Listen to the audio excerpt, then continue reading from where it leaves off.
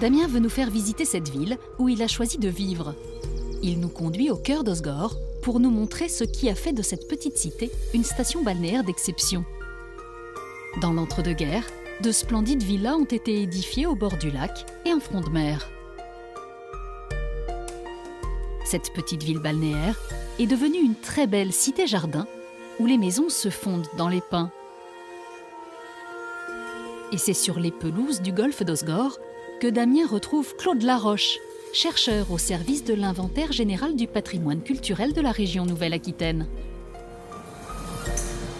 Oui, donc Claude, on découvre ensemble une série de belles maisons basco-hollandaises. Est-ce que vous pouvez nous en dire un petit peu plus sur ces maisons? Alors, faire un petit peu d'histoire, c'est que il y a donc en France des mouvements régionalistes en architecture qui se mettent en place à la fin du 19e, au début du 20e siècle, où on cherche à retrouver l'identité des pays dans lesquels on s'inscrit.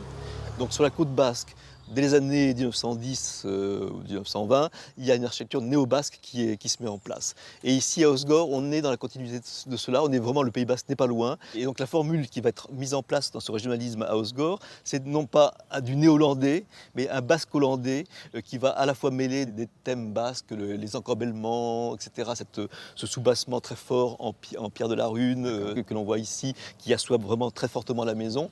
On aura juste un tout petit élément qui va rappeler l'arrière-pays hollandais, c'est ce faux pan de bois avec ce remplissage en fausses briques qui rappelle là ici les constructions de l'arrière-pays hollandais. Et là ici on a une maison, là on voit elle est vraiment là en prise directe sur le golfe. Voilà, le golfe là ici joue le rôle de l'espace central arboré et gazonné. On a ce rapport de paysage qui est tout à fait fabuleux et qui marche très très bien. Et alors ici, le golfe, c'est très important aussi dans la stratégie, parce qu'il y a une stratégie derrière tout ça, dans ces lotissements, dans ces stations balnéaires de cette époque-là. Ici, l'automobile est arrivée. On est en 1925, le début de la station, et les gens bougent beaucoup. Ils vont prendre un verre à Hendaye, ils vont venir faire un golf à Osgore, parce que Osgore a sa réputation, c'est la station des sports élégants. C'est son slogan de l'époque. Et effectivement, elle met son image sur cette notion d'équipement sportif, le Sporting Casino, le golf, des choses qui sont pas très courantes sur la côte, et les gens viennent ici pour cela. À partir des années 30, le Sporting Casino attira une clientèle élégante, fortunée et avide de jeux et d'activités physiques et sportives. C'était l'endroit à la mode où la haute société devait se faire voir. Claude guide Damien vers ce lieu, témoin des années folles. Voilà, Sporting, Casino, donc Casino, voilà, le jeu, l'enfer du jeu, le côté un peu corruption du jeu, mais en même temps la rédemption par l'activité physique. Voilà, on est à une époque où le corps commence à prendre de l'importance et donc on veut le marquer par cet équipement-là. Et donc ils vont ici faire un équipement qui sera donc un Sporting Casino, donc un casino où il y a les salles de jeu, où il y a la roulette, le baccarat, etc. Mais où il y aura aussi des équipements qui sont à l'époque des équipements rares. La piscine, les tennis qui étaient, les deux grands cours étaient là. Quand j'étais gamin, voir les terrains, ils étaient là. Il y avait deux grands cours ici, donc le côté pelote basque, là aussi pour bien ancrer dans le territoire. Et on avait ici, dans la partie intérieure du bâtiment, on avait un cinéma dancing. Donc on a vraiment on a un complexe de plein de fonctions qui est mise en scène et mise en espace par 3 architectes qui vont essayer de démontrer que l'on peut construire un bâtiment public en style régional, en style inspiré de ce qui se passe dans l'arrière-pays. Tout à côté du Sporting Club, aujourd'hui classé monument historique, il y a le merveilleux petit port de Cap-Breton que vous devez absolument visiter. Il est l'unique port des Landes. Sa principale particularité est d'être posé devant une gigantesque fosse abyssale qui démarre à 300 mètres devant l'estacade. Formé par l'écartement de 2 plaques tectoniques, le gouffre de Cap-Breton atteint à quelques kilomètres des côtes la profondeur de 3500 mètres. Cette fosse abyssale permet aux pêcheurs du petit port de capturer des poissons rares sur nos côtes atlantiques. Ce sont des poissons de profondeur comme le thon et la bonite. L'autre originalité du port de Cap-Breton est que les marins pêcheurs des 19 bateaux peuvent vendre directement leurs poissons sans passer par une criée, en fixant leur propre prix. Ce matin, Damien a rendez-vous avec Nicolas Maquet, patron d'un restaurant du port et amoureux de ce petit marché. kg. Voilà, 4,30 € s'il vous plaît. Merci. Damien, bonjour. Salut Nicolas, ça En va? forme? Eh ben, Ouais, c'est très l'heure, bien. on va y aller. C'est l'heure de la clé, Un petit peu de travail, là. c'est l'heure du marché. Ouais, il y a des belles choses, hein. Voilà ce que Nicolas je et propose. Damien doivent faire le choix des poissons qui vont être cuisinés pour les clients du restaurant. Sol blonde, j'en vois pas, on va essayer d'en dégoter. C'est l'époque de la bonite là, hein. Il y a plein de Ouais, bonites. non ça, on est dedans. Là, c'est parti depuis maintenant quoi? 3 semaines, Véro? Ça fait 3 semaines. La bonite, c'est sur la même famille que le thon. Techniquement, nous en cuisine, on va pas la cuire saignante comme le thon. On va la cuire entre rosé et à point, en évitant d'amener à point, sinon ça va être sec. Et en chair, c'est beaucoup plus ferme que le thon, et vraiment plus fin en goût. Bon là, il faut qu'on achète 2-3 parce Il faut que qu'on y sinon, va, allez on enchaîne. on va pas manger à midi, quoi. Allez, c'est parti. Donc Merci on va beaucoup. voir avec Véro, on va faire pour midi, on va faire 2 gros merlus pour faire nos pavés de merlus. Ouais, tu m'en fais 2 comme ça. Ça c'est du merlu d'1 kilo à peu près, c'est Voilà, ça? non, ça c'est les gros, ça on est sur Les gros. 2-3 kilos. 2-3 là. kilos, ouais. J'ai besoin de merluchon pour midi. Ouais. On va se mettre ça. 2, 4, 6, 7, 8. Ça, ils me les gratteront en cuisine. On va prendre de la lotte là un petit peu. Ouais, on va prendre un peu de l'autre pour midi. Non, mais c'est bien, je vais t'en prendre de belles là. On va en faire 2 comme ça. On est sur des beaux poissons. Après, on a besoin un peu de bonite. On va en faire. Quelqu'un va en mettre 2. Ici à Cabreton, l'avantage, ce sont des fileyeurs. Ouais. Il n'y a pas de pélagique. Un pélagique, en France, c'est interdit le pélagique maintenant. Mais le pélagique, ça a été une catastrophe. C'est-à-dire que là, tu ramassais la totalité du stock. Tu as un petit bateau qui lance le filet, un autre qui ramasse. Ça a des petits crochets, c'est des grandes bandes de filets. C'était catastrophique. Donc ça, pour c'est la- interdit. Pour la gestion des stocks, c'est Ah, mais ça, la c'est catastrophe. la meilleure pêche, c'est ce qu'ils font ici. Ok. C'est des petits fileyeurs. Après, c'est des petits bateaux. Ils sortent pas quand il y a des grosses tempêtes. Ils sortent pas quand il y a trop d'eau. Ils sortent pas quand il y a trop de vent. Ouais. Mais au moins, dans la gestion des stocks, On est bien. quand même très très bien. On peut leur demander plein de choses. Ok. Il y a de quoi manger alors. On a quoi? Ouais, on a quoi se De quoi se régaler. faire à manger, ouais. Et là on part en cuisine. Allez, on va aller faire un tour, hein. C'est parti.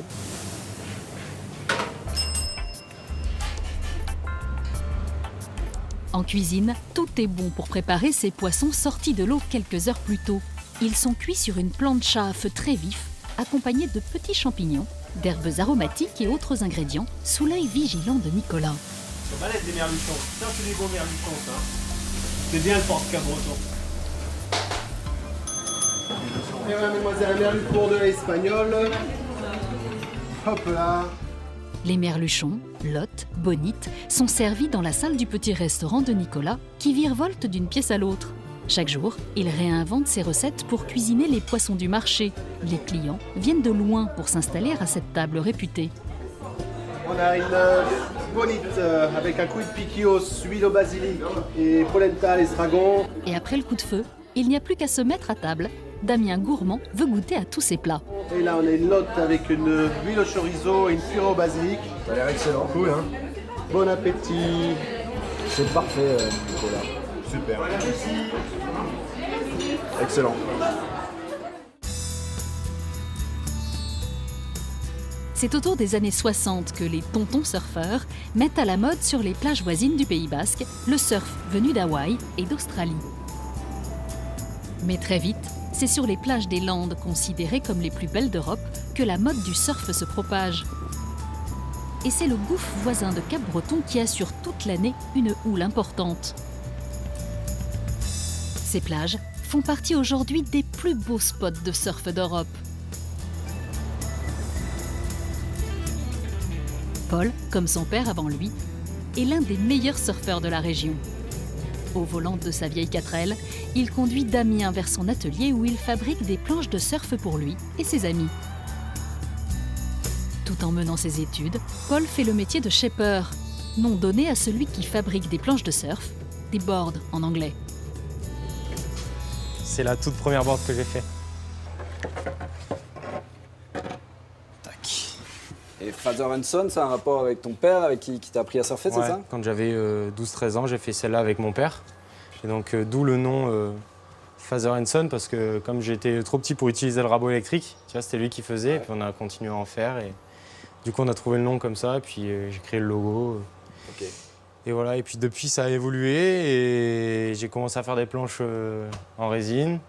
Et voilà où j'en suis aujourd'hui. C'est marrant parce que une des premières photos que j'avais sorties, c'était ton père qui m'a demandé de te prendre en photo sur tes... J'ai une photo de toi, t'es comme là, ça, ouais.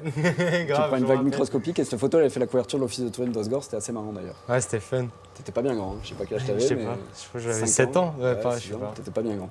Du coup, t'attaques le shape là, je peux faire quelques photos là pendant que tu manies le rabot, c'est bon, c'est possible? Carrément. Bah vas-y. Allez, bah du coup, je vais peut-être tourner autour de toi. Ouais, bah mets-toi où tu veux et puis... Ouais, ça marche. Je te laisse faire, je suis. Tac.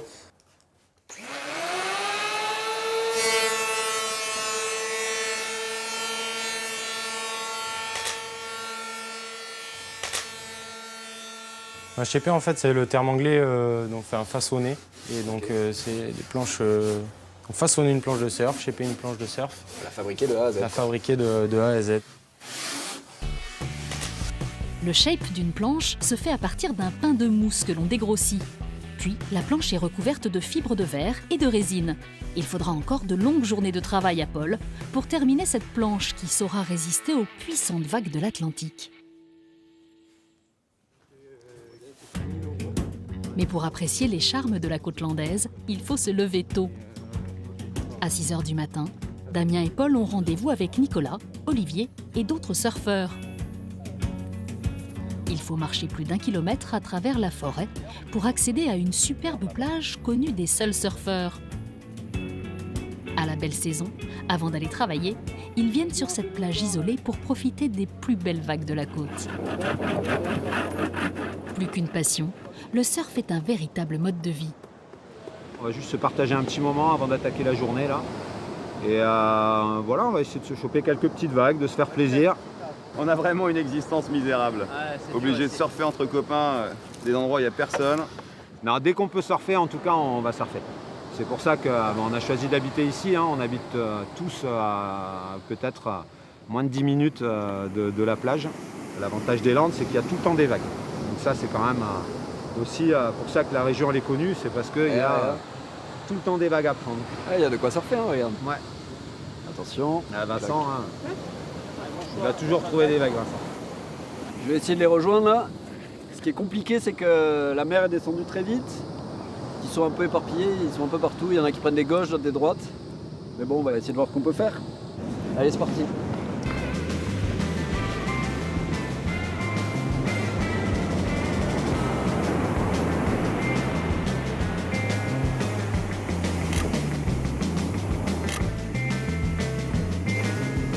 Il faut beaucoup de souffle et une condition physique parfaite pour lutter contre la force des vagues.